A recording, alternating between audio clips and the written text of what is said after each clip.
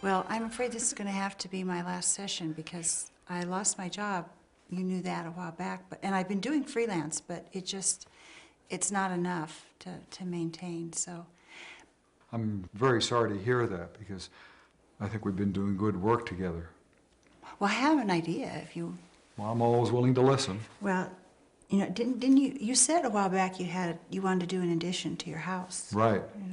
You know, and I could probably help you out there, draw you up some plans, or even come out and look and maybe work on it that way. You're right. You know, in fact, maybe you're reading my mind because I was thinking I'm going to have to go out and get an architect pretty soon. Well, then we can just do that, huh? But wait, we need to talk about this very fully before we just run into it. I mean, it's a possibility, but I think we need to kind of look at the pros and cons of it, and we need to kind of see, is it going to be in your best interest ultimately?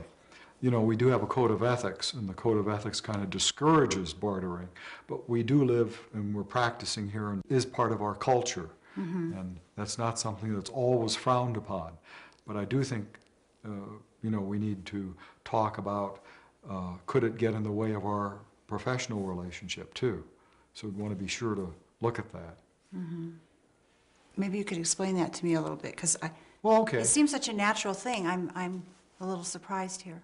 All right, well, I think the first thing we need to look at is an exchange of value, okay? Another is, I know you're very responsible. You've been very responsible at paying your bills and things of that nature, but I need those plans fairly quickly.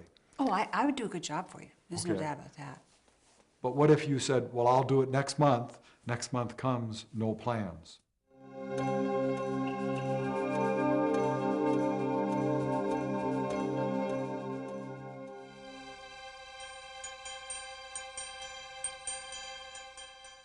Here the client suggested the bartering. Would that make any difference to anybody? How would that, you know, how would you handle that? I would have possibly said yes. We would have had to evaluate the cost of the service, kept the services professional, had a timeline and a contract. And then that way you'd have something viable to trade. Any other? Yeah. Well, I still think, though, you get into a real sticky situation, because what if you didn't like the plans, or you ended up building the thing and it didn't work out to your liking, and you've provided all this therapy, and there's still going to be that sense that you didn't like the service that was provided, and yet she got her therapy. So there still might be a problem. There still might be, you know, a really strange situation. I'd have to agree with Suzanne. I feel like when it comes to bartering, it's like there's so much in the therapy, especially what we've been discussing today, that's complicated in a sense as it is, and it's almost just like throwing something else on top of that. And plus, I do feel too that it's like, in the long run, what if you're not happy? What if they're not happy? That's gonna affect the therapeutic relationship. How are you gonna deal with that within the relationship? Right, she might draw very fine plans, and I look at it and say, I'm really very disappointed. It's not what I had in mind. Good point. But how ethical is it for you to like abandon Janice? I mean, what if she couldn't end therapy at that time?